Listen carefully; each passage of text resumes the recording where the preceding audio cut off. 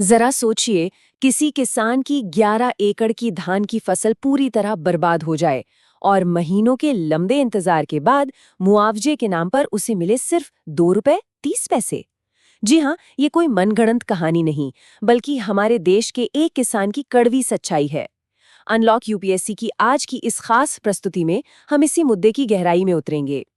आज हम प्रधानमंत्री फसल बीमा योजना से जुड़े एक बहुत ही महत्वपूर्ण संपादकीय का विश्लेषण करने वाले हैं, जो यूपीएससी, यूपीपीसीएस और बीपीएससी जैसी परीक्षाओं के लिए बेहद जरूरी है। चलिए, अपनी बात की शुरुआत इसी चौंकाने वाले आंकड़े से करते हैं। ये मुआवजा महाराष्ट्र के एक किसान को मिला है।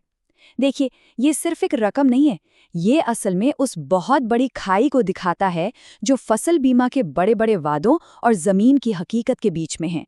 मतलब, एक तरफ तो है सुरक्षा का एक बड़ा वादा और दूसरी तरफ है इतनी बड़ी निराशा। तो इस पूरे जटिल मुद्दे को हम समझेंगे कैसे? चलिए देखते हैं कि आज हम किन किन पहलुओं पर बात करने वाले हैं। सबसे पहले हम इस योजना के मूल विरोधाभास को पकड़ने की कोशिश करेंगे। फिर ये देखेंगे कि कागज पर यह योजना कितनी शानदार दिखती है, यानी इसकी बनावट और इसके वादे क्या हैं। इसके बाद हम जमीन पर उतरेंगे और देखेंगे कि मूल्यांकन में कहाँ-कहाँ गलतियां हो रही हैं। फिर बात होगी सिस्टम से जुड़ी चुनौतियों और जरूरी सुधारों की। और आखिर में मुख्य परीक्षा के लिए कुछ जरूरी तथ्यों को समेटते हुए एक महत्वपूर्ण सवाल पर भी गौर करेंगे। तो चलिए सबसे पहले समझते हैं इस योजना के मूल विरोधाभास को। आखिर ऐसा क्यों हो रहा है कि एक योजना जिसे किसानों के लिए सुरक्षा कवच होना चाहिए था, वो कई बार उनके लिए चिंता की वजह बन जाती है। मतलब, जो स्कीम राहत देने के लिए बनी, वो संकट क्यों बढ़ा रही है? और असल में यहीं पर सारी बात उलझ जाती है। किसान अपनी मेहनत की कमाई से प्रीमियम भी भरता है, लेकिन जब कोई आपदा आती है तो वो खुद को अकेला पाता है। ये एक ऐसा दुष्चक्र बन गया है जिसमें किसान को मदद के लिए फिर से राज्य और केंद्र सरकारों की तरफ ही देखना पड़ता है। ये हालात इस योजना के पूरे मकसद पर ही एक बहुत बड़ा सवाल खड़ा कर देते हैं। अब एक नज़र डालते हैं इस योजना की बनावट पर। जब 2016 में प्रधानमंत्री फसल बीमा योजना शुरू हुई थी, तो इसके वादे क्या थे और कागज पर ये काम कैसे करती है? आखिर इसकी संरचना में ऐसा क्या था जिसे एक बहुत बड़े सुधार की तरह देखा जा रहा था? किसानों के लिहाज से देखें तो ये सौदा वाकई बहुत आकर्षक लगता है। खरीफ की फसलें, मतलब धान या मक्का जैसी फसलें जो मॉनसून में बोई जाती हैं, उनके लिए किसानों को देना होता है सिर्फ 2% का प्रीमियम, और इस मामूली सी रकम के बदले उन्हें अपनी पूरी फसल की सुरक्षा का वादा मिलता है। पहली नज़र में तो ये एक कमाल की व्यवस्था लगती है। तो सवाल उठता है कि बाकी का पैसा आता कहाँ से है? जो बाकी का 98% का भारी भरकम प्रीमियम है, वो केंद्र और राज्य सरकारों के बीच आधा आधा बांटा जाता है।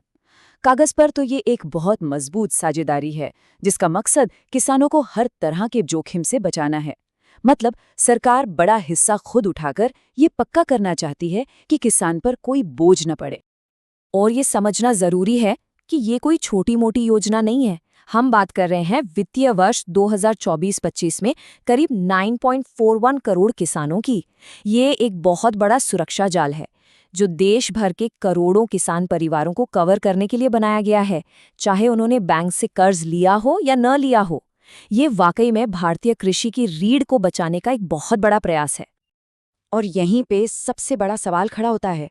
इस साल के लिए अकेले केंद्र सरकार ने 14,600 करोड़ रुपए का बजट रखा है और करीब करीब इतनी ही रकम राज्य सरकारें भी दे रही हैं। तो सोचने वाली बात यह है कि जब हजारों करोड़ रुपए इस योजना में लगाए जा रहे हैं, तो फिर किसानों तक पहुंचने वाला मुआवजा इतना कम क्यों है? आखिर ये सारा पैसा जा कहाँ रहा है? तो फिर ये जो इतना बड़ा अंतर है वादों और असलियत में, इसकी वजह क्या है?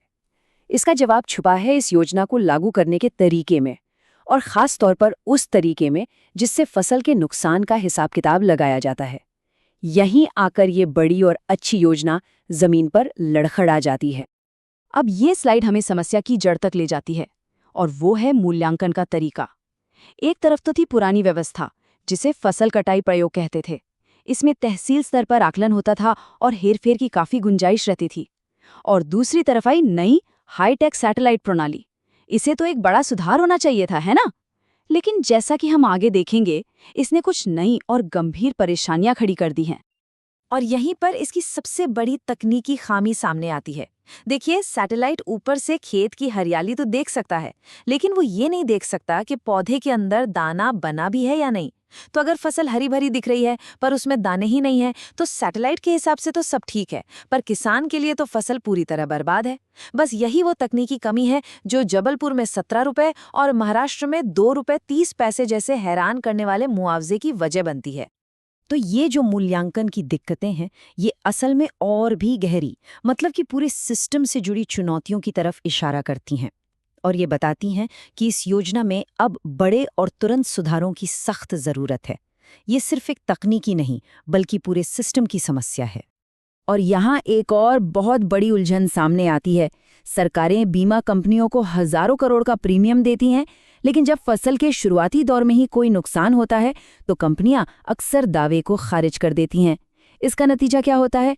राज्य सरकारों को अपनी जेब से किसानों के लिए अलग से राहत पैकेज देना पड़ता है।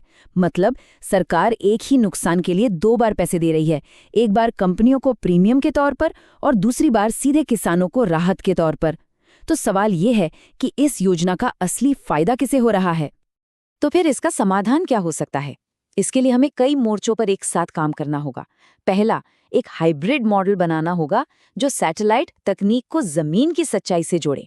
दूसरा, बीमा कंपनियों की जवाबदेही तय करनी होगी और गलत कटौती पर जुर्माना लगाना होगा। तीसरा, पारदर्शिता के लिए राज्य स्तर पर पोर्टल बनाने होंगे जहां किसान अपने दावे की स्थिति देख सकें। चौथा, फसल के शुरुआती नुकसान को भी बीमा में शामिल करना होगा। और पांचवां, एक न्यूनतम मुआवजे की गारंटी तो होनी ही चाहिए।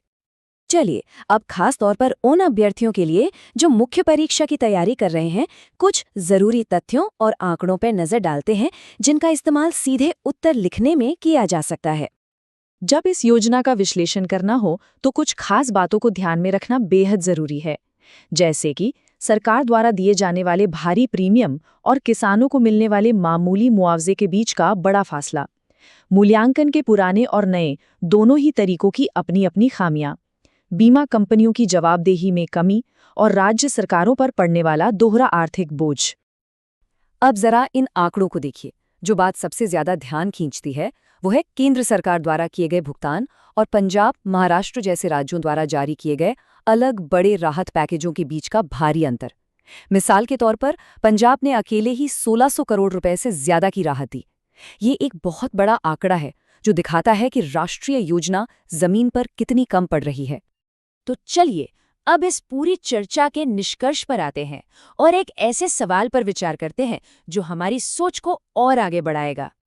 तो कुल मिलाकर बात यह है कि प्रधानमंत्री फसल बीमा योजना को उसके असली मकसद से दोबारा जोड़ने की जरूरत है और इसके लिए केंद्र और राज्यों को मिलकर एक बुनियादी और ईमानदार समीक्षा करनी होगी।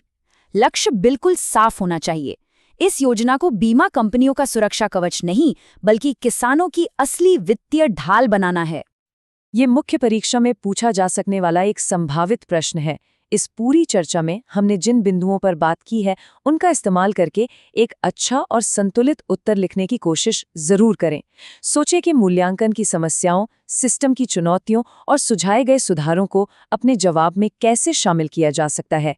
कल फिर मिलते हैं एक महत्वपूर्ण संपादकीय के साथ। इसके लिए YouTube चैनल अनलॉक यूपीएससी को ज्वाइन कर लीजिए। धन्यवाद।